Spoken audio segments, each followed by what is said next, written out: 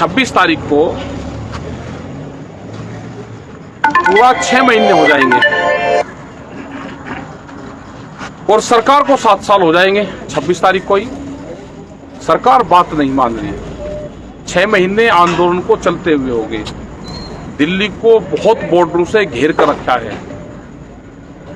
सरकार नहीं बात मानने की, तो ये निर्णय संयुक्त मोर्चे ने लिया कि ब्लैक डे मनाएंगे 26 तारीख का, काला दिवस मनाएंगे।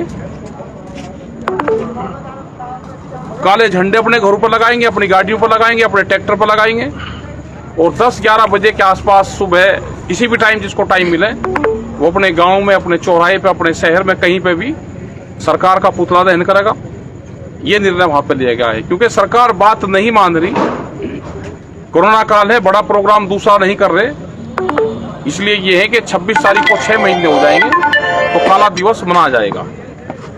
तो ये किसानों के गुस्से का इजहार है कि जिस तरह से सरकार बात नहीं मान रही। पहला आप कहते थे कि सरकार मिल नहीं रही और अब तो सरकार बोल भी नहीं रही, मिलने के साथ साथ सरकार कहीं बोल देती थी, मिल भी नहीं रही। तो इस तरह के सांकेतिक विरोध से आप मानते हैं कि सरकार पर दबाव बनेगा? हाँ, तो बिल्कुल दबाव बनेगा। ये जाएगा, हम लोगों को पता चलेगा, तो ये बिल्कुल दबाव बनेगा। एक आंदोलन करने का ये भी एक तरीका है। तो अलग अलग तरीके इस आंदोलन में अपनाए जा रहे। तो ब्लैक डे का भी एक आंदोलन का तरीका है और उस आंदोलन के तरीके को हम अख्तियार करेंगे, सरकारों तक अपनी बात पहुंचाने का काम करेंगे। आप हमेशा बहुत सशक्त अपील करते हैं, तो इस बारे में भी आपने किसानों से क्या अपील की है? किस तरह से लोगों को संदेश भेजा है? क्या तरीका किसान संगठन अपना रहे हैं? वर्चुअल मीटिंग भी कर रहे हैं, आपस में व्हाट्सएप ग्रुप पे बहुत लिटरेचर भी भेजा जा रहा, तमाम पोस्टर भी भेजे जा रहे। तो अब किसानों से किस तरह की अपील है और आगे आंदोलन को किस तरफ ले जाना चाहते हैं आप लोग? आंदोलन शांतिपूर्ण तरीके से रहेगा, चलता रहेगा। आंदोलन लंबा चलेगा तो किसान उसकी तैयारी जरूर करे। अपने खेत पे जैसे ध्यान देता है उसी तरह का ध्यान अपने आंदोलन पर दे। जो पोस्टर भेजे जा रहे हैं उनको पढ़े, जो गाइडलाइंस है उसको पढ़े और शांतिपूर्ण तरीके से जो जहां पे है वहीं पे प्रदर्शन करें। वो इसका हिस्सा बने आंदोलन का, और जब ही सरकारों तक ये मैसेज जाएगा। कोरोना का कोहराम किसानों को सरकारें और मीडिया मिलकर कर रही हैं बदनाम। एक सूची जारी की है हरियाणा सरकार ने कि देखिए, किसान आंदोलन से आते हैं और गांव-गांव में कोरोना फैला रहे हैं, जबकि सच्चाई ये है कि कोरोना के केस आज तक किसी बॉर्डर पे आधिकारिक रिकॉर्ड में नहीं मिले हैं। अगर किसी किसान को हार्ट अटैक भी आता है, उसको हॉस्पिटल ले जाया जाता है तो जबरदस्ती उसको कोरोना का मरीज साबित करने का प्रयास किया जाता है। ऐसी घटना 2 दिन पहले भी सोनीपत के हॉस्पिटल में हुई है। जिनको कोरोना बताते हैं उनका पोस्टमार्टम देश में होता नहीं है, उनका पोस्टमार्टम भी हुआ, फिर भी मीडिया उनको कोरोना बता रही है। तो ये सरकार के साथ मिलकर जो है एक बड़ा अभियान किसान आंदोलन को बदनाम करने का है। टिकैत साहब, आप इससे कैसे निपटेंगे? इससे निपटेंगे सोशल मीडिया के माध्यम से निपटेंगे। और अपने लोग समझदार हैं, गांव में जो प्रचार होता है वो प्रचार पूर्ण रूप से झूठा प्रचार होता है। कोरोना का उद्गम स्थल ये आंदोलन नहीं है, ये तो कॉलोनियां हैं, ये तो घर हैं। पूर्ण रूप से ये घर है अपने, और ये ना खाली होंगे। ये जिस तरह से मीडिया प्रचार कर रही है, जिस तरह से सरकारें उनके माध्यम से प्रचार करवा रही हैं कि किसान चला जाए। अगर कोरोना काल में देश में कानून आ सकते हैं तो कोरोना काल में ही देश में से कानून खत्म भी हो सकते हैं। अगर इतनी ज्यादा चिंता है तो आप कानून को वापसी ले लो, एमएसपी पे कानून बनाओ, उसकी घोषणा करो। देश में अगर कोरोना है, कोई बीमारी है, तो उसके नाम पे आप हॉस्पिटल, ऑक्सीजन हॉस्पिटल का आप वो करो। गांवों में हॉस्पिटल बने हुए हैं, उनकी बिल्डिंगें बने हुई हैं, वहां पे कोई डॉक्टर नहीं है, दवाइयां नहीं है। सरकारों को पहले ध्यान देना चाहिए कि बीमार कोई आदमी है तो उसको अस्पताल मिले। किसान का रास्ता पार्लियामेंट जाता है, बीमार आदमी का रास्ता हॉस्पिटल जाता है, तो दोनों के रास्ते अलग अलग हैं। कोई भ्रम की स्थिति में ना रहे। बीमार कोई होगा तो अस्पताल जाएगा, सरकार की जिम्मेदारी है। और किसान आंदोलन का रास्ता पार्लियामेंट जाता है, इसका समाधान पार्लियामेंट से होगा। तो इन अफवाहों पर ध्यान ना दे। सरकार है, बदनाम करने की कोशिश करेगी, ये भी एक सरकार का षड्यंत्र है, उससे बचना है हमको। देखिए, कई दिनों से खबरें छप रही हैं कि गंगा में शव आ रहे हैं, और दुख का विषय ये है कि संस्कृति के अनुसार जो है अंतिम संस्कार किया जाता है। लेकिन उत्तर प्रदेश से एक बहुत मतलब एकदम मानवता को शर्मसार कर देने वाली एक तस्वीर सामने आई कि पुलिस के कुछ लोगों ने एक आदमी को टायर में डाल के जला दिया। दूसरी एक तस्वीर सामने आई कि गंगा के किनारे सब को रेत के नीचे दाब दिया गया और जैसे ही हल्की सी बारिश हुई में सब बॉडी ऊपर आ गई। इस तरह का कहर देश में है, लेकिन सरकार मानने को तैयार नहीं है, इंतजाम को तैयार नहीं है। केवल सरकार को किसानों को बदनाम करना है। आपके पीछे जो झोपड़ी है, इस तरह की साइड में झोपड़ी है, तमाम अलग अलग टेंट घर जैसे लोगों ने बना के और बड़े डिस्टेंस के साथ रह रहे हैं, कुछ परिवार भी रह रहे हैं। तो तमाम एहतियात यहाँ पे बढ़ती जा रही, फिर भी किसान आंदोलन को बदनाम किया जा रहा। तो सरकार अपनी नाकामी छिपाने के लिए जो कर रही है, उस पर आपका क्या कहना है? सरकार को तो ये है कि आंदोलन से किसान अपने घर चले जाए, लोग मरे जीवे कुछ ही हो, उससे ना कोरोना का कोई मतलब है, ना इनकी गिनती हो रही कितने लोगों की डेथ हो रही। यहाँ तो लोग सुरक्षित महसूस मानते हैं अपने आप को। यहाँ पे सैनिटाइजर का छिड़काव होता है, यहाँ पे जो फॉगिंग होती है वो होती है हर रोज।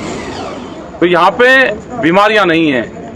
बीमारी तो गांव में होगी, शहर में होगी, कॉलोनी में होगी, उसका इलाज करें, हॉस्पिटलों को बनाएं। हॉस्पिटलों में ऑक्सीजन नहीं है, ऑक्सीजन का इंतजाम करें। पूरे देश में हाहाकार मचा हुआ है, हम अपना शांति से यहाँ बैठे, हमको डिस्टर्ब करने की कोशिश न करें। जब सरकार बातचीत करना चाहेगी, हम जब सरकार से बात कर लेंगे। अभी अपने हॉस्पिटलों पर ध्यान दे सरकार। जिस कॉरपोरेट के खिलाफ आपकी लड़ाई है, इस कोरोना काल में देखने को उसका एक रूप और मिला है कि सरकारें लंबे समय से, किसी की भी सरकार रही हो, स्वास्थ्य, ग्रामीण चिकित्सा और शिक्षा पे बजट खत्म करती रही, उसको घटाती रही, जिससे सरकारी अस्पताल और स्कूल बंद होने के कगार पर आ गए।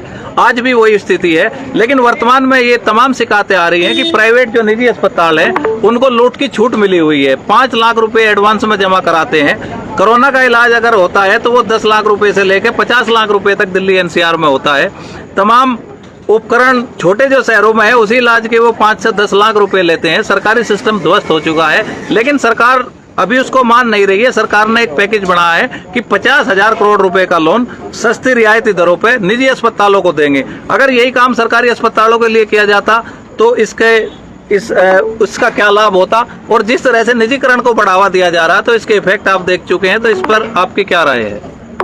सरकारी हॉस्पिटलों को ये फंड देते, वहाँ पे जो बिल्डिंग बनी हुई है उसमें डॉक्टर को बैठाते, वहाँ पे दवाई देते, तो ये देश बचता, गरीब आदमी अपना इलाज करवा लेता। आज सारा प्राइवेटेशन हो रहा है। प्राइवेट हॉस्पिटलों में लूट के सिवा कुछ नहीं है। डॉक्टर बच के जाते हैं, लेकिन उनको पैसा चाहिए। पूरी जनता से जो पैसा है कोरोना के नाम पे वो खाली करवा लिया। एक बड़ा षड्यंत्र है।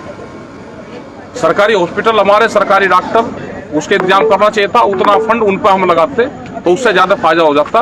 और बहुत जगह जहाँ प्रेशर देके काम करवाए हैं, वहाँ पे काम चल रहे हैं। 8-8, 9-9, 10-10 सिलेंडर एक का गाँव में अगर दे दिए तो उससे बहुत लोगों की जान बची।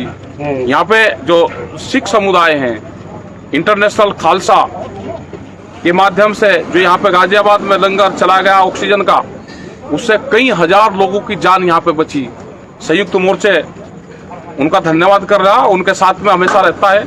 जब पुलिस उनको तंग करती थी तो किसान संगठन वहां पे खड़ा हुआ।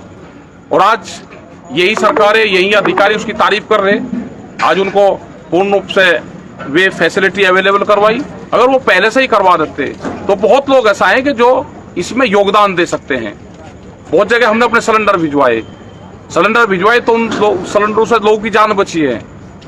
तो ऑक्सीजन पर हमको काम करना चाहिए, दवाइयों पर हमको काम करना चाहिए। और जो रूरल पे जो हॉस्पिटलों की बिल्डिंग पड़ी है उनको ठीक करके वहाँ पे हमको काम करना चाहिए। आपदा के समय चाहे कोई सरकार हो, अगर हमारे आसपास या कहीं भी दुनिया में कोई आपदा आती है तो सरकारें एक दूसरे की मदद करती हैं। लेकिन हिंदुस्तान में बहुत सारी तस्वीरें और खबरें इस तरह की आ रही कि मदद करने वालों पर ही मुकदमा लिखा जा रहा, चाहे वो सिविल सोसाइटी हो या किसी राजनीतिक दल के लोग हो। उनसे क्राइम ब्रांच पूछताछ करती है, उनकी एम्बुलेंस बंद कर दी जाती है और तमाम ऐसी दिक्कतें पैदा की जाती है। उन पर ऑक्सीजन स्टोरेज के मुकदमे लगते हैं। तो इस पर सरकार की क्या मंशा है? सरकार की मंशा ये है कि लोगों को मरने दो। ये हो सकता है किसी दवाई का ट्रायल हो रहा हो, ये समझ में नहीं आ कि लोग मर रहे हैं और सरकार पूर्ण रूप से चुप है। लोगों को मरने के लिए छोड़ दे। अगर कोई मदद करता है तो वह कहे कि ना इसकी मदद मत कर, उसके ऊपर मुकदमा लिखा जाता है। तो पहली बार देखने को मिला। तो इसका जनता ही इसका जवाब देगी पूर्ण रूप से, कौन लोग उनकी मदद कर रहे हैं, कौन लोग अपने घरों में बैठे हैं। जितने भी लीडर्स हैं वो कोई सड़कों पर नहीं है, कोई बातचीत नहीं करना चाहता, कोई अपने लोगों की मदद नहीं करना चाहता। गरीब आदमी अपने मरीज को लेके और हॉस्पिटलों की ठोकरें खाता फिरता है, उसको कोई इलाज नहीं मिलता। तो यही कि सरकारों को शर्म आनी चाहिए और भारत सरकार को इस्तीफा देना चाहिए। धन्यवाद।